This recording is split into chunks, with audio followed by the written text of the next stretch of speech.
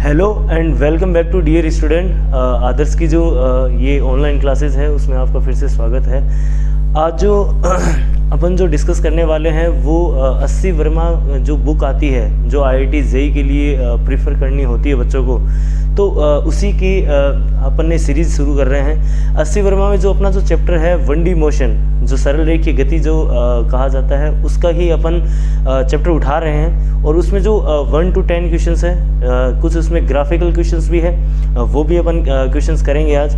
ठीक है, तो अगर जो बच्चे हमारे चैनल से नहीं जुड़े हुए हैं तो वो फटाफट जाके चैनल को सब्सक्राइब करें। एंड मैंने पहले भी ये चीज़ बोली थी आपको कि ये जो रिवोल्यूशन चल रहा है उसमें आप अपन खुद की भी भागीदारी निभा सकते हो, और उन बच्चों के साथ ये जो चैनल है उसको आप सब्सक्राइब करवाइए, और उनसे ये जो भी सीरीज़ है जो अपन चला रहे हैं IIT JEE के क्वेश्चंस की और अस्सी वर्मा की, वो उनसे शेयर करिए ताकि उनको भी फ़ायदा हो जैसा कि आपको इस चीज़ का फ़ायदा हो रहा है। ठीक है, तो लेट्स बिगिन, अपन शुरू करते हैं।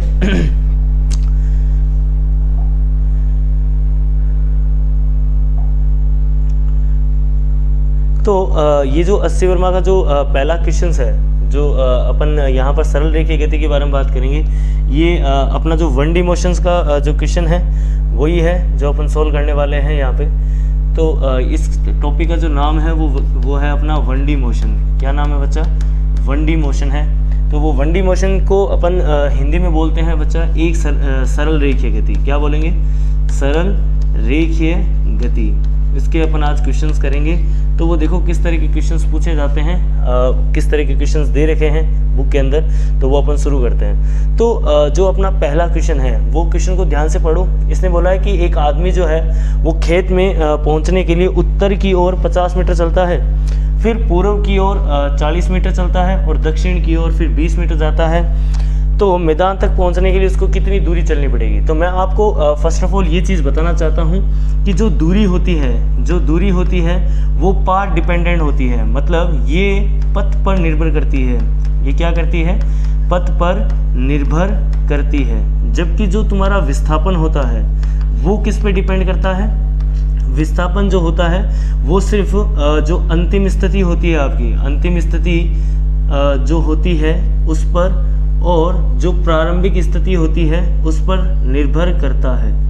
समझ आ रहा है कि नहीं आ रहा? ये अंतिम स्थिति और प्रारंभिक स्थिति पर निर्भर करता है, जबकि जो दूरी होती है वो किस पर निर्भर करती है? पथ पर निर्भर करती है। ठीक है, तो फर्स्ट ऑफ ऑल इसका डायग्राम बना लेते हैं। तो डायग्राम देखो कैसा बनेगा। इसमें जो डायग्राम बनेगा वो कैसा बनेगा?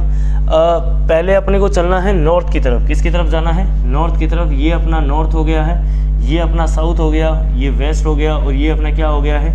ईस्ट हो गया है। तो अपन क्या करेंगे? नॉर्थ की तरफ कितना चलने वाले हैं? 50 मीटर। ठीक है, तो a man goes to 50 metre due to north. तो नॉर्थ की तरफ अपन कितना दौड़ लिए हैं? 50 मीटर चल लिए। कितना चल लिए? 50 मीटर चल लिए। उसके बाद क्या करना है आपको? 40 मीटर चलना है ईस्ट में। ईस्ट में मतलब उस साइड चलना है। कितना मीटर? 40 मीटर यहाँ चलना है। ठीक है, और उसके बाद 20 मीटर चलना है साउथ की तरफ। तो साउथ कहाँ आ गया अपना? यहाँ। तो ये कितना चलना है अपने को? 20 मीटर। ठीक है, तो अपनी जो अंतिम स्थिति है क्या वो यहाँ है, और जो अपनी प्रारंभिक स्थिति है वो क्या यहाँ पे है? तो इसको मैं नाम दे देता हूँ A और इसको नाम दे देता हूँ B। तो अपने जो प्रारंभिक स्थिति है वो A हो गई है, और जो अपनी अंतिम स्थिति है वो क्या हो गई है? B हो गई है। ठीक है, तो अब अपने को क्या निकालना है? पहले अपन निकाल लेते हैं कितनी दूरी चलेगा। तो दूरी के लिए अपने को कुछ नहीं करना होता है, सारे रास्तों को जोड़ दो।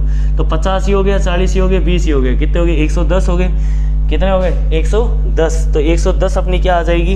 यहाँ पे दूरी आ जाएगी। 110 मीटर अपनी क्या आ जाएगी? दूरी। अब अपने को क्या निकालना है? विस्थापन निकालना है। क्या निकालना है? विस्थापन। तो विस्थापन के लिए मैंने अभी बताया था, विस्थापन की परिभाषा क्या कहती है? ये अंतिम स्थिति पर और प्रारंभिक स्थिति पर निर्भर करता है। तो अंतिम स्थिति इसकी कौन सी है? ये वाली है, और इसकी जो प्रारंभिक स्थिति है वो क्या है? ये वाली। तो इन दोनों को जो मिलाने वाली रेखा होती है वही अपना क्या होता है? विस्थापन। तो कभी भी आपको विस्थापन निकालना हो तो आप क्या किया करो? अंतिम स्थिति ढूंढ लिया करो, उसकी प्रारंभिक स्थिति ढूंढ लिया करो, और उसको जो मिलाने वाली जो रेखा होती है वही अपनी क्या हो जाएगी बच्चा? विस्थापन हो जाएगा। तो यहाँ पर अगर आप विस्थापन देखोगे तो क्या ये वाली लाइन ही अपनी विस्थापन है? बिल्कुल। तो ये विस्थापन कैसे निकालेंगे? बहुत आसान है। क्या मुझे इसमें किसकी जरूरत पड़ेगी? एक तो आधार पड़ा है, क्या ये दूरी मेरी 40 हो जाएगी? ये जो दूरी है वो मेरी कितनी हो जाएगी? 40।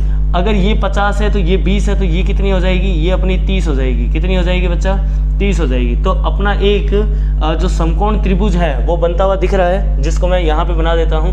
जो अपना समकोण त्रिभुज बना है वो कितने का बना है, यहाँ पे 40 का और यहाँ पे कितने का बन चुका है, 30 का। तो 30 और 40 का अपना एक समकोण त्रिभुज बन गया है। क्या अपने को ये जो बिंदु है वो क्या अपना बी बिंदु हो गया है, और ये वाला जो बिंदु है वो मेरा क्या हो गया है, ए बिंदु हो गया है। तो क्या मुझे कर्ण निकालना है, तो कर्ण निकालने के लिए अपने को क्या करना है, अपने पता है कि जो विस्थापन होता है उसकी जो वैल्यू है वो अपन क्या निकालेंगे। देखो 40 का स्क्वायर प्लस क्या आ जाएगा, 30 का स्क्वायर।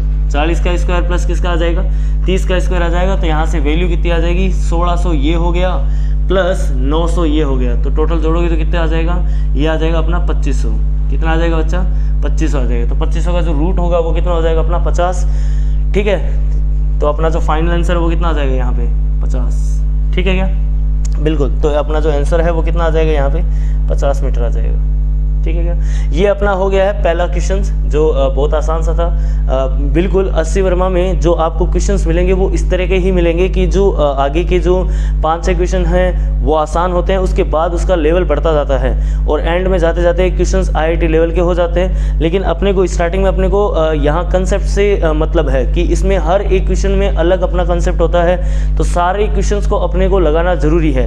ठीक है, तो पहला क्वेश्चन तो बहुत आसान था, जिसमें अपन ने ये सीख लिया कि जो दूरी होती है वो पूरी पाथ पे डिपेंड करती है, यानी पाथ पर निर्भर करती है, जबकि जो विस्थापन होता है वो अंतिम और प्रारंभिक स्थिति पर क्या करता है, निर्भर करता है। ठीक है, चलो अब अपन बढ़ते हैं अगले क्वेश्चन की तरफ। अगला क्वेश्चन क्या है अपना, उसकी तरफ बढ़ते हैं। क्वेश्चन को देखो, अगला ये क्वेश्चन दे रखा है, अपने को क्या बोला है यहाँ पे वो देखा ध्यान से। अपने को बोला है कि एक कण जो है वो मूल बिंदु से शुरू होता है और x के साथ 20 मीटर तक जाता है और फिर उसी रेखा के साथ -20,0 पर लौट आता है। तो यात्रा के दौरान दूरी और विस्थापन निकालना है। तो यात्रा के दौरान जब मैं दूरी और विस्थापन निकालूंगा तो मुझे क्या करना पड़ेगा, मुझे कुछ नहीं करना है, इसको बना लो, प्लॉट कर लो। जब भी फिजिक्स के कोई भी सवाल करते हो तो उसको फटाफट तुम डायग्राम में ले आया करो, ताकि आपका क्वेश्चन जो है वो बहुत आसान हो जाए। तो इसके लिए अपन क्या करेंगे, कोऑर्डिनेट बना लेते हैं फटाफट। एक particle start from the origin, मतलब यहाँ से मूल बिंदु से शुरू हुआ है, तो इसको मैं बोल देता हूँ ये 0,0 से शुरू हुआ है। फिर x के साथ, क्या ये मेरी x एक्सिस है, ये मेरी -x एक्सिस है। ठीक है, तो 20 मीटर 20,0 तक जाता है। कितनी तक जा चुका है, 20,0। क्या ये मेरा 20,0 हो गया क्या, बिल्कुल। उसके बाद फिर वो उसी रेखा में -20, पर लौट आता है, मतलब वो अब कहाँ पहुँच चुका है, -20,0 पर पहुँच चुका है। मतलब यहाँ से हुआ था मूल बिंदु से शुरू, और फिर वो गया कहाँ पे था, 20 पर पहुँचा, फिर यहाँ से लौट कर वापस कहाँ आ गया है, -20,0 पर। क्या उसकी जो प्रारंभिक स्थिति थी वो A थी और जो अंतिम स्थिति है वो क्या, ये B रहेगी। तो अपने को दूरी और विस्थापन निकालना, तो बहुत आसान है ये भी सवाल। क्या आप करोगे, पहले A से यहाँ जाओगे, इनके नाम दे देते हैं, ये A हो गया, ये B हो गया, इसको नाम दे देता हूँ C। अच्छा एक काम करो, इसको B दे दो और इसको नाम दे दो अपना C, इसको B नाम दे दो, ये अपना B पॉइंट हो गया है, और ये जो फाइनल पॉइंट है वो अपना C हो गया। तो ऐसे घूम के गया, ये पहले A से B गया और फिर B से घूम के वापस कहाँ आ गया है, C पे आ गया है। तो बिल्कुल अब अपने को क्या करना है, इसकी दूरी अगर मुझे निकालनी है तो क्या, अगर जब मैं कुल दूरी निकालूंगा, क्या निकालनी है, अगर मुझे कुल दूरी निकालनी है तो उसके लिए मैं क्या करने वाला हूँ, यहाँ से पहले A से B जाऊँगा। तो A से B दूरी कितनी है, क्या ये 20 मीटर है, क्या ये 20 हो गया। अब वापस 20 आएगा, पहले A से B जाएगा, फिर वापस B से A आएगा, तो कितना हो गया, 20 और 20 40, और फिर यहाँ से वापस यहाँ आएगा, तो दूरी के लिए कितना हो गया, 40 ही हो गया, 20 ही हो गया। तो टोटल दूरी कितनी होगी, 60 मीटर। तो टोटल दूरी कितनी हो गई है, 60। लेकिन अगर मैं विस्थापन की बात करूंगा तो विस्थापन कैसी राशि होती है, विस्थापन एक सदिश राशि होती है। क्या ये दिशा पे डिपेंड करती है, बिल्कुल हाँ जी, ये बिल्कुल दिशा पे डिपेंड करती है। तो सोचो आप, जब आप एक डायरेक्शन को फिक्स कर लो, क्या इधर वाली डायरेक्शन को आप पॉजिटिव मानोगे, बिल्कुल, और इधर वाली डायरेक्शन को आप क्या मान लोगे, नेगेटिव। इधर वाली डायरेक्शन मेरी पॉजिटिव है और इधर वाली मेरी डायरेक्शन जो है वो नेगेटिव है। तो जब मैं यहाँ से यहाँ जाऊँगा तो क्या विस्थापन के लिए कैलकुलेशन कर रहा हूँ, दूरी के लिए कोई नेगेटिव पॉजिटिव नहीं होता है, दूरी हमेशा बढ़ती है, दूरी कभी भी ऋणात्मक नहीं हो सकती है। समझ आ रहा है बच्चा, बिल्कुल। जो विस्थापन है वो डिपेंड करता है किस पे, दिशा पे डिपेंड करता है, लेकिन जो दूरी है वो दिशा पे डिपेंड नहीं करती है। इसका मीनिंग ये हुआ कि जो दूरी है वो कैसी राशि हो गई है, अदिश हो गई है। तो दूरी के लिए मुझे कुछ चेक करना ही नहीं है कि कौन पॉजिटिव है कौन नेगेटिव है। जैसे यहाँ से मैं पहले ए से बी गया, फिर वापस बी से ए, और ए से वापस कहाँ गया सी, तो ऐसे घूम के ये यहाँ पर पहुँचा है। तो दूरी के लिए मुझे क्या करना है, दूरी के लिए मैं पहले ए से बी जाऊँगा तो कितना चल गया 20, और वापस बी से ए आऊँगा तो कितना चल गया 20, तो 20 और 20 40, और फिर ए से कहाँ जाना मुझे सी, तो कितना और हो गया 20 और हो गया, तो टोटल दूरी कितनी होगी मेरी 60। लेकिन अगर मुझे विस्थापन निकालना है तो मैं क्या करूंगा, पहले ए से बी जाऊंगा। क्या ये वाली दिशा मैंने धनात्मक मानी है? बिल्कुल। तो यहाँ से जब यहाँ आओगे तो क्या 20 मीटर चल चुके हो? बिल्कुल चल चुके हो। क्या वापस जब बी से आओगे तो क्या तुम्हारी डायरेक्शन चेंज हो चुकी है? बिल्कुल डायरेक्शन चेंज हो चुकी है। तो इधर तुमने अगर पॉजिटिव 20 माना है तो वापस जब बी से ए आओगे तो इधर क्या -20 हो जाएगा क्या? बिल्कुल। तो 20 प्लस का और 20 माइनस का, क्या वापस उसी बिंदु पे आगे हो? तो आपका जो विस्थापन है वो कितना हो गया यहाँ पर 0। अब आपको ए से सी जाना है, तो कितना और चल चुके हो 20 और। क्या ये जो डायरेक्शन आपने मानी है क्या वो नेगेटिव मानी है? क्या वो इधर जा रहा है? बिल्कुल। तो यहाँ पर जो विस्थापन आएगा उसको मैं क्या लिख दूंगा यहाँ पे, -20 मीटर। क्या आ जाएगा? -20 मीटर। ये -20 क्यों आया वो कारण समझ में आएगा, क्योंकि मैंने इस डायरेक्शन को क्या मान रखा है, नेगेटिव। क्योंकि जब ये यहाँ से यहाँ गया तो 20 हो गया, बस वापस वो 20 से ए आया तो क्या -20 हो गया। तो इस दौरान पूरा विस्थापन कितना हो गया 0। लेकिन जब वो ए से सी आया तो कितना चल चुका है, 20 चल चुका है। क्या ये जो डायरेक्शन है वो क्या नेगेटिव वाली डायरेक्शन है? बिल्कुल नेगेटिव की डायरेक्शन है। तो आपका जो विस्थापन आएगा वो कितना आ जाएगा, -20 मीटर आ जाएगा। क्या ये बात भी समझ आ गई है आपको? बिल्कुल। तो ये भी बहुत आसान सा सवाल था। उसके बाद अपन बढ़ते हैं तीसरे सवाल की ओर। तीसरा सवाल क्या है अपना? तीसरा सवाल देखें फटाफट। जो तीसरा सवाल है उसमें अगर आप ध्यान से देखोगे अपने को क्या दे रखा है कि एक पटना से रांची तक हवाई मार्ग 260 किलोमीटर का है। मतलब कोई एरोप्लेन है उसका जो रास्ता है वो 360 किलोमीटर का है। सड़क मार्ग जो है वो 320 किलोमीटर का है। एक हवाई जहाज पटना से रांची जाने में 30 मिनट का समय लेती है, जबकि वह डीलक्स बस से 8 घंटे लेती है। तो अपने को विमान की औसत चाल बतानी है, बस की औसत चाल बतानी है, विमान का औसत वेग बताना है और बस का क्या बताना है, औसत वेग। तो सबसे पहले अपन विमान के बारे में लिख लेते हैं। मतलब विमान जो है उसके लिए अपन लिख लेते हैं। तो वो कहाँ से जा रहा है? वो जा रहा है पटना से रांची। कहाँ से जा रहा है? पटना से रांची जा रहा है। तो पटना से जब वो रांची जाएगा, ठीक है, ये विमान के लिए मैं सोल्व कर रहा हूँ, ये चीज़ जो है वो मैं विमान के लिए सोल्व कर रहा हूँ। तो वो क्या पटना से रांची जा रहा है, तो उसके लिए जो रास्ता है ये कितने किलोमीटर का है? उसके लिए ये 260 किलोमीटर का है। तो मैंने इस चीज़ को लिख लिया है कि ये 260 किलोमीटर का रास्ता है। ठीक है क्या? बिल्कुल। फिर इसने बोला है कि इसको जो समय लगता है, किसको? हवाई जहाज को जो समय लग रहा है वो 30 मिनट का लग रहा है। कितने मिनट का लग रहा है? मतलब अगर उसको पटना से रांची जाना है तो इसको समय कितना लग रहा है? 30 मिनट का लग रहा है बच्चा। कितने मिनट का लग रहा है? 30 मिनट का। ठीक है क्या? बिल्कुल। अब अगर मुझे इसकी औसत चाल निकालनी है, किसकी निकालनी है? विमान की औसत चाल निकाल लेते हैं। तो विमान की जब मैं औसत चाल निकालूंगा तो औसत चाल का जो सिंपल सा फॉर्मूला होता है वो क्या होता है? कुल दूरी बट्टा कुल समय होता है। ये क्या फॉर्मूला होता है? कुल दूरी बट्टा कुल समय होता है। ठीक है, तो कुल दूरी बट्टा अगर मुझे कुल समय लगाना है उसके लिए मुझे कुल दूरी कितनी दे रखी है? यहाँ से पटना से मुझे रांची जाना है तो कुल दूरी कितनी आ गई है मेरी? क्या मेरे पास 260 किलोमीटर है क्या? बिल्कुल। अब यहाँ ऊपर देखो आप किलोमीटर है और यहाँ मिनट में दे रखा है। क्या इस मिनट को भी मैं घंटे के अंदर चेंज कर लूँ? बिल्कुल। तो जैसे ही आप इसको घंटे के अंदर चेंज करोगे तो क्या यहाँ आधा घंटा आ जाएगा क्या? बिल्कुल। 30 मिनट को अगर आप घंटे में चेंज करोगे तो यहाँ पर कितना घंटा आ जाएगा? आधा घंटा। तो आपकी जो औसत चाल है विमान के लिए वो कितनी आ जाएगी? यहाँ से आपकी वैल्यू आ जाएगी 2520। कितनी आ जाएगी? किलोमीटर पर हावर। ये किस में आ जाएगी वैल्यू आपकी? 520 किलोमीटर पर हावर। ये भी बहुत सा आसान सा सवाल ही रहा है। ठीक है, ये भी औसत चाल जो है अपनी वो विमान के लिए आ गई। किसके लिए आ गई है? विमान के लिए। और विमान के लिए अब अपन क्या निकाल रहे हैं? औसत वेग। क्या निकाल रहे हैं? औसत वेग निकाल रहे हैं। तो औसत वेग के लिए अपन क्या करेंगे? औसत वेग के लिए क्या मुझे कुल विस्थापन चाहिए होगा? क्या मुझे कुल विस्थापन चाहिए होगा, बिल्कुल, और बट्टा में क्या आ जाएगा, कुल समय। अब एक बात का जो अपने को यहाँ ध्यान में रखना है, वो चीज़ जो है इम्पोर्टेंट है, और जो नोट बनाने वाली भी लाइन है कि जब तक आपकी वेग की दिशा चेंज नहीं होती, मतलब आप एक ही सरल रेखा में चल रहे हो और आपकी दिशा चेंज नहीं हो रही, आप सीधे सीधे सीधे सीधे चलते जा रहे हो, तो आपकी जो दूरी है और जो विस्थापन है वो एक ही चीज़ होती है। क्योंकि अगर आप अपना जैसे कहते हैं कि अगर आपने रास्ते को घुमा लिया है, मतलब आपने अगर पलटी मार ली है, क्या आपने वेग की डायरेक्शन को चेंज कर लिया है? जब वेग की डायरेक्शन चेंज हो जाती है तब आपका दूरी और विस्थापन अलग अलग हो जाता है, लेकिन जब तक वेग की दिशा चेंज नहीं होती है तो क्या आपका दूरी और विस्थापन वही रहता है? बिल्कुल। अगर आप किसी एक पाथ पे चल रहे हो सीधा सीधा, तो दूरी भी वही है और विस्थापन भी क्या है आपका, वही रहेगा।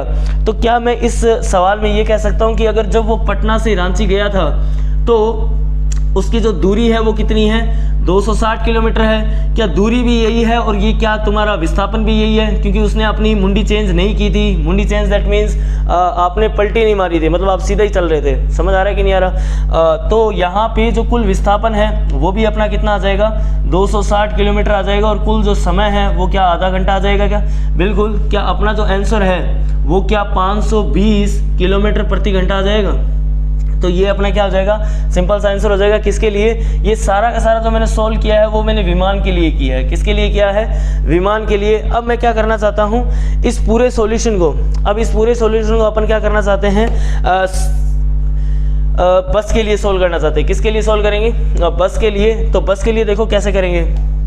बस के लिए देखो यहाँ पे, अब मैं बस के लिए सोल्व कर रहा हूँ, आपने विमान के लिए तो सोल्व कर ही लिया है, अब अपने को बस के लिए सोल्व करना है। तो बस के लिए अपन क्या करेंगे, देखो बस के लिए अपन क्या करने वाले हैं। अब मुझे ये बताओ कि जो बस थी, अब बस जो है वो पटना से रांची जा रही है, बस जो है वो कहाँ जा रही है, पटना से रांची जा रही है। तो उसके लिए जो किलोमीटर दे रखा है वो कितना दे रखा है, उसके लिए जो किलोमीटर है वो 320 किलोमीटर है। कितना है बच्चा, 320 किलोमीटर है यहाँ से यहाँ तक का, ठीक है। और उसको समय कितना लग रहा है, 8 घंटे लग रहा है। कितना टाइम लग रहा है, 8 घंटे लग रहा है। तो अब मुझे क्या निकालना है, इसके लिए औसत चाल निकालनी है। तो क्या इसके लिए औसत चाल अगर मैं निकालूंगा तो मुझे क्या करना पड़ेगा, क्या कुल दूरी निकालनी पड़ेगी। क्या मेरे पास जो कुल दूरी है वो 320 है क्या, बिल्कुल। तो यहाँ पर आप लिख लो, यहाँ 320 किलोमीटर अपनी कुल दूरी हो गई है। अपना जो घंटे दे रखे हैं वो कितने दे रखे हैं, 8। तो यहाँ से कितना आ जाएगा, 40 किलोमीटर प्रति घंटा, ठीक है। क्या यही मेरी जो औसत वेग है, क्या यही मेरा क्या रहेगा, औसत वेग रहने वाला है। तो यहाँ पर मेरा जो औसत वेग है क्या वो बराबर हो जाएगा औसत चाल के, बिल्कुल। औसत चाल और जो औसत वेग है दोनों की वैल्यू क्या रहेगी, यहाँ पे बराबर रहेगी। क्योंकि जब आप दिशा ही चेंज नहीं कर रहे हो तो आपकी जो दूरी और जो विस्थापन है वो दोनों सेम रहेंगे, ठीक है, बिल्कुल। तो औसत वेग और जो अपना औसत चाल है वो बराबर आ गया है। अब अपन बढ़ते हैं अगले सवाल की तरफ। अगला सवाल क्या है अपना, क्वेश्चन नंबर जो 4 है वो क्या है, ध्यान से देखो। क्वेश्चन ने क्या बोला है अपने को, क्वेश्चन ने बोला है कि when person leaves the home, मतलब जब कोई व्यक्ति अपनी कार से दर्शनीय स्थलों की यात्रा के लिए घर से निकलता है तो वह इतनी रीडिंग को दिखाता है। मतलब कोई मान लो किसी भी गाड़ी से गया होगा तो जो स्पीडोमीटर लगा रहता है, जो गाड़ी के आगे जो स्पीडोमीटर लगा रहता है उसमें जो रीडिंग बता रहा है वो कितनी बता रहा है, इनिशियल। तो क्या मैं ये लिख सकता हूँ, ये प्रारंभिक रीडिंग है मेरी जो प्रारंभिक रीडिंग है वो कितनी है, प्रारंभिक जो रीडिंग है कहाँ पर होती है ये रीडिंग आती है अपनी स्पीडोमीटर में, ठीक है। स्पीडोमीटर क्या होता है, जो गाड़ी के आगे लगा रहता है स्पीड मेजर करने के लिए। वहाँ पर आपको डिस्टेंस भी बताता है वो डिस्प्लेसमेंट नहीं बताता है आपको, वो विस्थापन नहीं बताता है, वो किसके बारे में ज्ञान देता है, वो दूरी के बारे में बताता है आपको। तो जब गाड़ी शुरू हुई थी दर्शनीय स्थलों के लिए तो उसने रीडिंग कितना बता रहा था, वो रीडिंग बता रहा था 12,352, मतलब 12,352 बता रहा था। जब वह 2 घंटे के बाद घर लौटता है तो रीडिंग कितनी आती है अपनी, कितनी रीडिंग आती है अपनी, अंतिम रीडिंग में अगर बात करूं तो मेरे पास जो अंतिम रीडिंग आएगी, अंतिम जो पाठ्यांक आएगा वो कितना दे रखा है, 12,416, 12,416, ये मेरी क्या है, अंतिम रीडिंग आ गई है, ठीक है। तो उसको जो टाइम लगता है जब वो प्रारंभिक से अंतिम स्थिति की ओर आता है तो उसको जो टोटल टाइम लगता है वो कितना लगता है, 2 घंटे का लगता है। कितना लगता है, 2 घंटे का लगता है। यहाँ पर मैं 2 घंटे लिख देता हूँ, 2 आवर। ये सब के सब किलोमीटर में चल रहे हैं तो यहाँ पर आप क्या लिख दो, इसको किलोमीटर में लिख दो, ठीक है। तो इस अवधि के दौरान कार की औसत चाल निकालो। तो बहुत आसान सा सवाल है। औसत चाल को मैं ऐसे भी रिप्रेजेंट कर सकता हूँ, बार बार मैं औसत चाल नहीं लिखूंगा, मैं ऐसे भी इसको रिप्रेजेंट कर सकता हूँ औसत चाल को, ठीक है, प्रदर्शित कर सकते हैं अपन इस चीज़ को। अब अपने को क्या निकालना है, अंतिम स्थिति अपनी कितनी है, ये वाली है, और प्रारंभिक स्थिति अपनी वो वाली है, दोनों को माइनस कर दो फटाफट। तो अपनी जो कुल दूरी है वो आ जाएगी कितनी, उसने दूरी तय कर दी है, तो ये दूरी कितनी होगी अपनी 12,416 माइनस में कितना आ जाएगा 12,352 बट्टे में यहाँ पर टोटल समय कितना लगा है, इसको घर लौटने में समय लगा है 2 घंटे, तो यहाँ पर 2 घंटे लिख दो। तो यहाँ से कितना वैल्यू आ गया अपना, यहाँ से वैल्यू आ गया 4 ये हो गया, ठीक है, और 7 ये हो गया, ठीक। तो यहाँ से वैल्यू आ गई अपनी 74 किलोमीटर चल लिया क्या वो, क्या यहाँ पर वो 74 किलोमीटर चल लिया, बिल्कुल। बट्टे में क्या लगा दो 2, क्या यहाँ से जो अपना आंसर आएगा वो कितना आ जाएगा 3 ये हो गया, 7 ये हो गया 37। तो कितना आ गया औसत चाल 37 किलोमीटर पर आवर आ जाएगा। क्या ये बात आपको समझ में आ गई क्या? कुछ नहीं है, बहुत आसान सा सवाल है। अगेन करना कुछ ही नहीं है, इसमें करना कुछ ही नहीं है अपने को। ये देखना है कि फाइनल उसकी कितनी उसने दूरी तय की है और उसकी प्रारंभिक कितनी है, दोनों को माइनस कर दो फटाफट, तो आपके पास दूरी आ जाएगी, और दूरी आते ही अपने पास चाल आ जाएगी।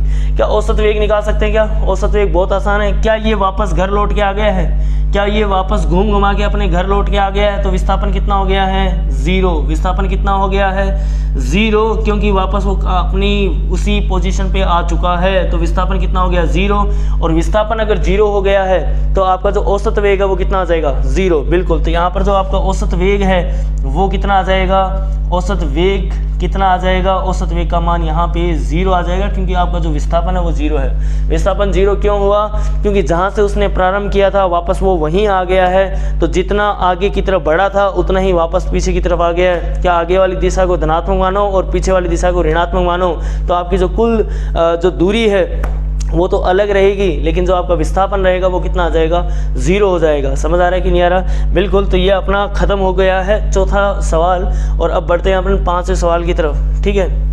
5वां सवाल क्या है, 5वां सवाल ने बोला है कि एक एथलीट दे रखा है, एक एथलीट है, वो क्या कर रहा है, को अपनी अधिकतम 18 किलोमीटर प्रति घंटे तक पहुँचने में 2 सेकंड का समय लगता है, तो उसका औसत त्वरण क्या होगा।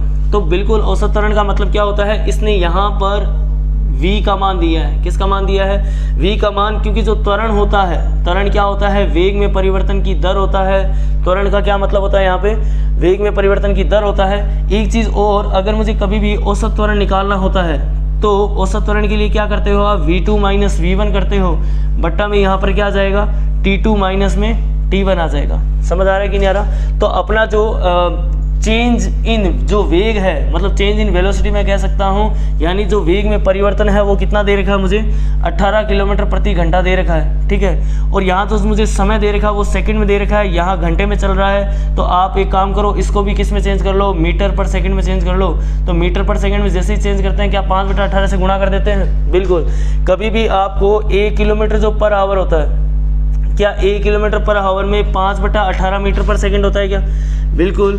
यहाँ पे आपको सेकंड दे रखा है और यहाँ पर आपको किलोमीटर प्रति घंटा दे रखा है, तो क्या इस किलोमीटर प्रति घंटा को आप मीटर पर सेकंड में चेंज कर लोगे, ताकि यहाँ सेकंड आ जाए, और यहाँ पर भी आपका क्या यूनिट दे रखा है, सेकंड में दे रखा है। तो बिल्कुल, अगर 1 किलोमीटर में 5/18 मीटर पर सेकंड होता है, तो क्या 18 में कितना हो जाएगा, क्या 5 आ जाएगा क्या, बिल्कुल। बट्टा जो समय है, समय कितना दे रखा है 2 सेकंड, तो यहाँ पर आपकी जो वैल्यू आ जाएगी वो कितनी आ जाएगी 2.5 मीटर पर सेकंड स्क्वायर आ जाएगी, ठीक है क्या, बिल्कुल। तो यहाँ पर जो अपनी जो वैल्यू आएगी एवरेज त्वरण की, मतलब जो एवरेज एक्सेलरेशन जो है, जो अपना औसत त्वरण है, उसका जो मान आएगा वो कितना आ जाएगा 2.5 मीटर पर सेकंड स्क्वायर आ जाएगा, ठीक है। अब बढ़ते हैं अगला छठे क्वेश्चन की तरफ। छठा क्वेश्चन क्या कहता है, छठा क्वेश्चन यहाँ ग्राफ का है। कैसा क्वेश्चन है, ग्राफ का है। और अब देखना है अपने को कि जो ग्राफ के क्वेश्चन है वो कैसे सोल्व किए जाते हैं।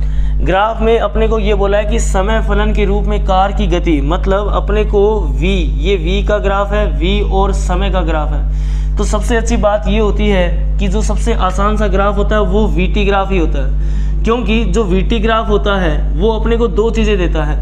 एक तो अगर आप vt ग्राफ की ढाल निकालोगे, क्या निकालोगे, vt ग्राफ की ढाल निकालोगे, तो आपको क्या मिलता है, त्वरण। क्या मिलता है, त्वरण, ठीक है, ए मिलता है।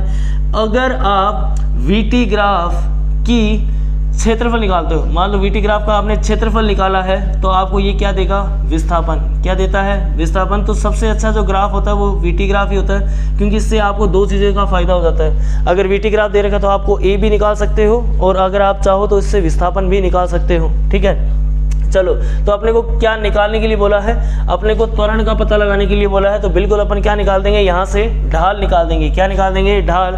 तो इस कर्व की अगर मुझे ढाल निकालनी है तो ये जो वैल्यू है वो 10 है, ये जो वैल्यू है वो 20 है, और ये जो वैल्यू जो दे रखी है वेग की वो मीटर पर सेकंड में दे रखी है। किस में दे रखी है, मीटर पर सेकंड में। ठीक है, तो क्योंकि यहाँ से ब्लर हो रहा है तो थोड़ा सा मैंने इसको यहाँ पर लिख दिया है, और ये जो टाइम है वो सेकंड में चल रहा है अपना। ठीक है, अब अपने को अगर यहाँ पे त्वरण निकालना है तो क्या इस ग्राफ की ढाल निकालनी पड़ेगी।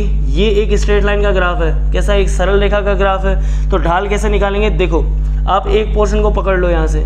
क्या मैंने ये एक पोर्शन पकड़ लिया है, क्या यहाँ पर कोण जो है वो क्या थीटा बन रहा है, क्या बिल्कुल कोण थीटा बन रहा है।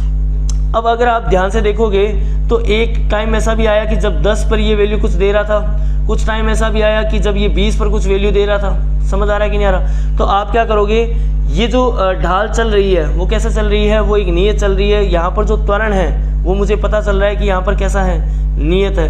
कैसा त्वरण है, नियत है। तो अपन क्या करेंगे, इस 10 में किसका भाग लगा देंगे, 2 का।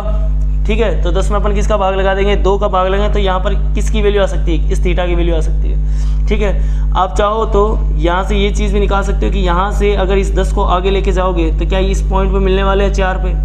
क्या आपको ये चीज़ भी दिख रही है, बिल्कुल। यहाँ से अगर आप देखोगे तो ये जो दूरी है, ये जो दूरी है वो कितनी है अपनी, ये जो दूरी दे रखी है वो कितनी दे रखी है, 0 से 4 की। ये जो टाइम इंटरवल है वो कितना दे रखा है, 0 से 4 का दे रखा है। और ये जो दूरी है वो कितनी दे रखी है, 10। तो अगर मुझे यहाँ पर tan थीटा निकालना हो, tan थीटा ही यहाँ पर अपनी क्या देता है, ढाल। अगर आपको कभी भी ढाल निकालनी हो तो आप क्या निकाल दिया करो, tan थीटा का मान निकाल दिया करो। किसका निकाल दिया करो, tan थीटा का। तो अब अपने को क्या करना है, ढाल निकालनी है। तो लंब कितना दे रखा है मुझे, 10 दे रखा है, और जो मेरा आधार है वो कितना दे रखा है, 4 दे रखा है। तो यहाँ पर 5/2 अपना क्या आ जाएगा, 5/2 अपना क्या आ जाएगा, यहाँ से tan थीटा का मान आ जाएगा। क्या ये जो ढाल है वही मेरा त्वरण है, क्या यही मेरा क्या है, त्वरण है। तो ढाल निकाल दो वीटी ग्राफ की, वो क्या देता है तुम्हें, त्वरण देता है। और ढाल निकालने के लिए आप क्या निकाल दिया करो, tan थीटा। और tan थीटा मैंने कैसे निकाला है, कुछ नहीं करना है आपको, बहुत सिंपल सा है। अगर आप इसको ध्यान से देखोगे तो आपने क्या किया है, इस वाले पॉइंट को आगे की तरफ एक्सटेंड करना है। क्या ये यहाँ पर मिल चुका है, अगर ये यहाँ मिल चुका है तो क्या ये 4 पर मिल रहा है, यहाँ पे मतलब 4 पर वैल्यू कितनी दे रहा है, 10 की।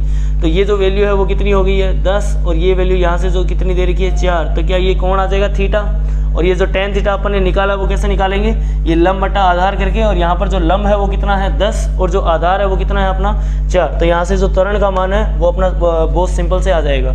लेकिन अगर आप इस चीज़ को देखोगे ध्यान से, क्या 8 सेकंड में भी उतना ही त्वरण दिखाएगा, बिल्कुल। अगर आप 8 सेकंड में निकालना चाहोगे तब भी क्या यही आंसर आएगा, क्या अपना, बिल्कुल यही आंसर आएगा। कैसे कैसे, देखो 8 सेकंड पे आपको क्या 20 का मान दे रहा है, क्या 20 पर क्या अपने को 8 मिल रहा है, क्या बिल्कुल। तो अगर आप यहाँ से tan थीटा निकालोगे तब भी क्या अपना 20/8 जब आप करोगे तो क्या 10/4 आ जाएगा, वही क्या 5/2 आ जाएगा, बिल्कुल। क्या यही वैल्यू आ रही है, बिल्कुल। अगर आप 8 पे निकालोगे तब भी वही वैल्यू आएगी, 4 पे निकालोगे तब भी वही वैल्यू आएगी। क्यों, क्योंकि ये कैसा ग्राफ है, ये एक सरल रेखा का ग्राफ है। और सरल रेखा के ग्राफ में जो ढाल होती है वो कैसी रहती है, नियत रहती है। कैसी रहती है, नियत। तो नियत ढाल के लिए हर एक पॉइंट पर जो वैल्यू आएगी एंगल की, क्या वो समान आएगी, बिल्कुल। क्योंकि ये संगत कोण चल रहे हैं सारे के सारे, तो जो भी थीटा के मान है वो क्या है, समान रहेंगे अपने। ठीक है, तो ये अपना हो गया है 6वां नंबर क्वेश्चन। और अब बढ़ते हैं अपन 7वें नंबर क्वेश्चन की तरफ। तो 7वां नंबर क्वेश्चन क्या दे रखा है वो देखते हैं। 7वें नंबर क्वेश्चन में अपने को त्वरण का ग्राफ दे रखा है। किसका ग्राफ दे रखा है बच्चा, ये त्वरण का ग्राफ दे रखा है, त्वरण और समय का ग्राफ। त्वरण और किसका दे रखा है, समय का। ठीक है, और अब अपने को निकालना क्या है, 30 सेकंड में तय की गई दूरी का पता लगाओ और स्थिति समय का ग्राफ बनाओ। पहले अपन क्या निकाल लेते हैं, स्थिति निकाल लेते हैं। ठीक है, अब जब भी अपने को 80 ग्राफ दे, एक आपको यहाँ पर नोट करनी पड़ेगी बात को। क्या नोट करना है कि भाई कभी भी अपने को 80 ग्राफ दे और अपने को स्थिति के बारे में पूछे, किसके बारे में पूछे, स्थिति के बारे में, तो ये चीज़ आसानी से तो नहीं निकलती है। इसके लिए आपको समीकरणों का यूज़ करना होता है। किसका यूज़ करना होता है, समीकरणों का यूज़ करना होता है। और कौन सी समीकरणें होती है, ये गति की समीकरणें। कैसी समीकरण होती है? ये गति की, जो कि आपको याद भी है, v बराबर u प्लस एटी, एस बराबर U T plus half of eighty square और v स्क्वायर बराबर यू स्क्वायर प्लस 2s। वो जो 3 समीकरणें हैं वो यहाँ पे काम आती है 99% सवालों में। तो अब एटी ग्राफ की खास बात क्या है? एटी ग्राफ जो होता है उसकी जो क्षेत्रफल होता है, मतलब उसका जो क्षेत्रफल होता है एटी ग्राफ का, वो मुझे क्या देता है? वो मुझे वेग देता है। क्या देता है? वेग। और कोई चीज़ मुझे यहाँ पर मिलती नहीं है। हाँ, एक ज़रूर बात होती है कि जब भी आप dA/dt करते हो तो एक टर्म आती है काम में जिसको अपन जर्क बोलते हैं। क्या बोलते हैं? जर्क। लेकिन ये किताबों में ज़्यादा डिफाइन नहीं किया गया इस चीज़ को। लेकिन फिर भी अगर आपसे कभी जर्क के बारे में पूछे, इसको हिंदी में भी जर्क ही कहते हैं, अगर आपको कभी भी जर्क के बारे में पूछे तो जर्क के लिए आप हमेशा क्या करते हो? एटी ग्राफ की जो ढाल है वो आप निकाल दिया करो। लेकिन जर्क का सवाल बहुत कम, रेयर चांस में पूछा जाता है। लेकिन फिर भी अपने को यहाँ पर क्या पूछा है? स्थिति पूछा है। तो एटी ग्राफ से स्थिति नॉर्मली ढाल निकालने से या क्षेत्रफल निकालने से नहीं मिलती है। अगर आप इसका क्षेत्रफल निकालोगे भी तो आपको वेग मिलेगा, स्थिति तो मिलेगी नहीं। तो अब अपन इसमें क्या लगाएंगे? कुछ दिमाग लगाएंगे और दिमाग लगा के इसको सोल्व करेंगे। देखो कैसे करना है अपने को। पहले तो ये चीज़ देखनी है। अगर अपने को यहाँ पर इस चीज़ को सोल्व करना है तो सबसे पहले देखो इनिशियल पॉइंट को। किसको देखना होता है? इनिशियल पॉइंट को। अब इनिशियल पॉइंट में क्या है वो भी देख लेते हैं। जब आपका समय 0 था, जब आपका समय कितना था? 0 था, तब आपका जो त्वरण है वो कितना है? तब आपका जो त्वरण है वो आपका 5 मीटर पर सेकेंड स्क्वायर है। ग्राफ देखिए, ये तो पता चल ही रहा है कि जब आपका समय 0 है तब आपका त्वरण कितना है? 5 मीटर पर सेकेंड स्क्वायर है। लेकिन इससे क्या फ़ायदा हुआ? मुझे तो विस्थापन चाहिए, कहाँ से कहाँ तक का? टोटल चाहिए, है ना। स्थिति का पता लगाना है, मतलब मुझे दूरी भी चाहिए होगी, है ना। तो दूरी का अगर मुझे पता लगाना है तो मुझे क्या चेक करना पड़ेगा? मुझे स्थिति पता करनी पड़ेगी। उसके लिए आपको ए तो मिल गया है, समय भी मिल गया है, लेकिन आपको वेग नहीं पता। क्या आप वेग पता कर सकते हो? बिल्कुल, क्योंकि आप ये जानते हो कि अगर आप एटी ग्राफ का क्षेत्रफल निकालोगे तो आपको क्या मिलेगा? वेग मिलेगा। तो आप सोचो, जब समय 0 था तब आपका त्वरण कितना आ रहा था? 5 आ रहा था। मतलब आपको जो इनिशियल जो ग्राफ बना था वो क्या ऐसा बना था? क्या 0 पर आपकी वैल्यू कितनी आ रही थी? 5। क्या इस लाइन का कोई क्षेत्रफल हो सकता है? क्या नहीं हो सकता। एक लाइन का कोई क्षेत्रफल नहीं होता है। तो कोई क्षेत्रफल ही नहीं है स्टार्टिंग में, तो आपका जो v का मान है वो क्या रह जाएगा? 0 रह जाएगा। ठीक है। अच्छा, अब आप ये देखो, जब आप 0 से 10 में गए हो तब आपका क्या क्षेत्रफल बन चुका है? क्या बिल्कुल। क्या ये वाला क्षेत्रफल काम आएगा? बिल्कुल। ये क्षेत्रफल कैसे निकालेंगे? इस क्षेत्रफल को निकालने के लिए अपने को क्या करना है? इस क्षेत्रफल को निकालने के लिए अपने को क्या करना है? बस लंबाई इंटू चौड़ाई करना है। यहाँ लंबाई कितनी दे रखी है? 5, और जो चौड़ाई है वो कितनी है? 10। तो कितनी वैल्यू आ गई? 50। क्या ये जो क्षेत्रफल है कहाँ से कहाँ तक का? 0 से 10 तक का, क्या वही मेरा वेग है? कहाँ से कहाँ तक का वेग है ये? 0 से 10 तक का। मतलब जब वो 0 से 10 सेकंड तक चला था तब उसका जो वेग था वो कितना था? 50। कितना था? 50। तो मैं ये कह सकता हूँ कि जब समय आपका 10 सेकंड था तब आपका जो वेग है वो कितना है? 50 मीटर पर सेकंड है। लेकिन जब समय 0 था तब आपका वेग कितना था? 0 था। ठीक है। अब अपने को क्या करना है? अब अपने को देखना है कि 0 से 10 तक उसने कितनी दूरी चल ली, तो वो भी निकाल लेते हैं। क्या अपन ये जानते हैं कि s बराबर U T plus half of eighty square होता है? लेकिन कुछ बच्चे ये सोचते हैं कि यार यहाँ पर तो विस्थापन है, लेकिन आप सर दूरी कैसे निकाल रहे हो? तो मैंने अभी एक बात बोली थी कि जब तक आपका, अगर आप पलटी नहीं मारते हो, दैट मीन्स अगर आप वेग को चेंज नहीं करते हो, तब तक आपकी जो दूरी और जो विस्थापन है वो एक ही चीज़ रहती है। मतलब दोनों की वैल्यू समान ही रहती है। तो अगर मैं चाहिए यहाँ पर विस्थापन निकालूँ, चाहिए दूरी निकालूँ 0 से 10 सेकंड के लिए, बात तो एक ही है। ठीक है। अब अपने को प्रारंभिक वेग देखना है। प्रारंभिक वेग का मतलब क्या हो गया? मतलब जब समय 0 था तब अपना वेग कितना है? 0। तो अपन कह सकते हैं ना कि ये जो v बराबर 0 है, क्या यही वास्तविकता में मेरा प्रारंभिक वेग है? बिल्कुल। और 0 को t से गुणा करोगे तो यहाँ 0 ही आएगा, प्लस हाफ इंटू ए कितना है? त्वरण कितना दे रखा है? त्वरण क्या 0 से 10 में नियत चल रहा है? बिल्कुल। 0 से 10 में आपका जो त्वरण है वो कितना चल रहा है? नियत चल रहा है। और उसका मान जो है वो कितना है? 5। तो यहाँ पर इसका मान रख दो 5। और t कितना दे रखा है? 10। तो यहाँ पर लिख दो 10 का होल स्क्वायर। तो यहाँ से जो वैल्यू आई वो कितनी आ गई है? हाफ इंटू में 5 इंटू में 100। तो यहाँ जो वैल्यू है वो कितनी आ गई आपकी? 250। कितनी आ गई? 250। तो यहाँ से ये पता चल गया है कि जब 0 से 10 आप चले थे, जब आप 0 से 10 चले थे तो आपकी जो दूरी है वो कितनी तय हो गई है? 250 मीटर दूरी तय हो गई है। अब अपने को चलना है 10 से 20 की तरफ, लेकिन इससे पहले मैं आपको ये चीज़ बता देता हूँ, जो चीज़ अपने को सावधानी रखनी है कि भाई साहब कि ये जो 10 है, इस पर ये जो समय 10 सेकंड है, इस पर आपका जो वेग है वो कितना है 50 मीटर पर सेकंड, जो कि अपन ने निकाल चुके हैं। कैसे निकाल दिया, वो रहे वैल्यू, ठीक है। अब अपने को देखना है कि यहाँ 10 से जब वो 20 चला था, 10 से वो क्या चला था 20 की तरफ चला था, तब आपका जो त्वरण है वो कितना है 0 है। कितना है 0 त्वरण है। 10 से 20 में आपका त्वरण 0 है, और जब त्वरण 0 होता है इसका मतलब आपका क्या है, वेग नियत रहेगा। वेग नियत तब रहता है जब आपका जो त्वरण है वो क्या रहे 0। क्या रहेगा 0, मतलब जो 10 सेकंड पर वेग है वही क्या 20 सेकंड पर भी रहेगा। क्यों रहेगा ऐसा क्यों होगा, क्योंकि आपका जो मान है त्वरण का 10 से 20 के अंतराल में वो कितना है 0। तो अगर आपका त्वरण 0 होता है तो v क्या रहता है नियत, तो मतलब 10 पर आपका जो वेग है वो 50 है, तो 20 पर भी कितना रहेगा 50 ही रहेगा। क्या ये बात समझ आ गई। अच्छा, एक चीज़ और, जब आपका त्वरण 0 रहता है तो आप सिंपल से, अगर आपको दूरी निकालनी है तो आप सिंपल फॉर्मूला लगा सकते हो, चाल बराबर दूरी बट्टा समय। बहुत सारे बच्चों को कन्फ्यूज़न होता है इस सवाल में कि यार कब चाल बराबर दूरी बट्टा समय लगाया जाता है और कब ये s बराबर ut plus half of at² लगाया जाता है। तो मैं आपको ये बता दूँ कि जब आपका त्वरण 0 रहेगा तब आप सिंपल चाल बराबर दूरी बट्टा समय लगा सकते हो, या वेग बराबर विस्थापन बट्टा समय लगा सकते हो। लेकिन अगर आपका त्वरण 0 नहीं है तो आपको गति की तीनों समीकरण का यूज़ करना होता है अकॉर्डिंग टू सवाल, है ना। बिल्कुल। अब अपने को क्या करेंगे, यहाँ से अगर मुझे दूरी चाहिए तो मुझे चाल पता है कितनी है, 10 से 20 के अंतराल में 50 है, तो उसको रख दो 50, और समय जो है 10 से 20 में उसकी वैल्यू कितनी दे रखी है 10। तो अपने पास जो दूरी की वैल्यू आ गई वो कितनी आ जाएगी, वो आ जाएगी अपने पास 500। कितनी आ जाएगी 500 मीटर दूरी आ जाएगी अपने पास। कब से कब अंतराल में, 10 से 20 के अंतराल में। अब आप देख रहे हो, अपन टाइम वेस्ट नहीं करेंगे ज़्यादा। अगर आप इस चीज़ को नोट कर रहे हो कि यार जो ऊपर वाला ग्राफ है क्या वही नीचे वाला बन रहा है, क्योंकि यहाँ पर भी जो त्वरण है वो क्या नेगेटिव में जा रहा है, बिल्कुल नेगेटिव में जा रहा है, क्योंकि त्वरण तो होता ही सदिश है, तो नेगेटिव पॉजिटिव दोनों चीज़ें हो सकती है उसमें। और 20 से 30 में जो समय है वो भी अंतराल जो है वो भी क्या आपका 10 सेकंड का है क्या, बिल्कुल। क्या ऊपर वाला जो पोर्शन है क्या वैसा ही नीचे वाला पोर्शन भी है। तो मैं ये कह सकता हूँ कि यहाँ पर जो क्षेत्रफल आएगा, ये वाला जो क्षेत्रफल है क्या वो क्षेत्रफल भी अपना कितना है, कितना क्षेत्रफल है यहाँ पर भी। अगर आप क्षेत्रफल निकालना चाहोगे तो यहाँ पर क्षेत्रफल कितना मिलेगा अपने को 20 से 30 के अंतराल में अपने पास जो वैल्यू है। अब इसमें आप एक चीज़ और नोट कर सकते हो, वो चीज़ आपको क्या नोट करनी है वो देखो ध्यान से। 20 से 30 में यहाँ पर 20 पर जो वेग है वो कितना दे रखा है 50, लेकिन क्या 30 पर आप वेग निकाल सकते हो क्या, बिल्कुल निकाल सकते हो। कितना वेग आ जाएगा यहाँ पे 30 पर वेग कितना आ जाएगा।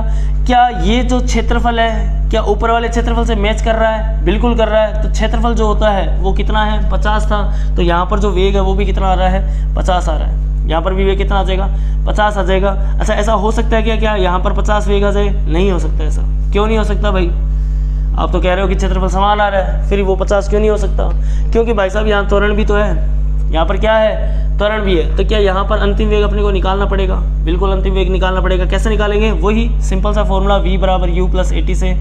v कितना है ये मुझे निकालना है, और u कितना दे रखा है, क्या 20 में मुझे u पता है कितनी वैल्यू दे रखी है 50, और a जो है वो कितना मुझे दे रखा है, क्या यहाँ पर नेगेटिव में a चल रहा है, तो यहाँ पर मुझे बिल्कुल नेगेटिव में लेना पड़ेगा कितना 5, और जो समय है वो कितना है 10। तो यहाँ पर जो वैल्यू आई है वो वे की कितनी आ गई, ये 50 हो गया 50, तो वे का मान कितना आ गया 0। यहाँ पर वो रुक चुका है, यहाँ पर वो क्या हो चुका है, यहाँ पर वो 30 सेकंड पर रुक चुका है, ठीक है। तो अब अपने को क्या करना है, यहाँ के लिए दूरी निकालनी है। तो यहाँ पर जो दूरी आएगी वो कितनी आ जाएगी, वही सिंपल लगाना है फॉर्मूला s बराबर ut plus half of at²। यहाँ पर आपका आंसर जो आएगा वो 250 आ जाएगा।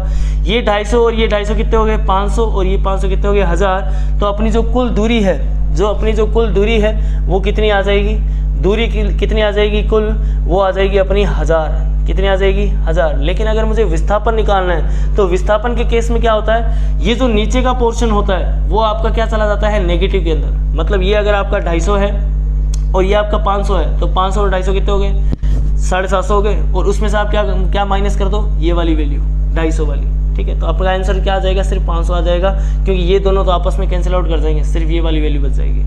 क्या ये बात समझ आ गई क्या? तो ये अपने थे 7 सवाल, और बाकी के जो सवाल है वो अपन नेक्स्ट क्लास में करेंगे, ठीक है। ये जो 7 सवाल है वो वापस अपन डिस्कस करेंगे। अगर आपको समझ नहीं आता है, अगर आप में कोई भी क्वेरी रहती है सवालों के अंदर, तो आप कमेंट बॉक्स में अपना कमेंट छोड़ दें, ठीक है। और ये जो PDF है, ये जो क्वेश्चंस की जो PDF है वो मैं डिस्क्रिप्शन में दे दूंगा, ठीक है। तब तक के लिए जय हिंद, जय आदर्श।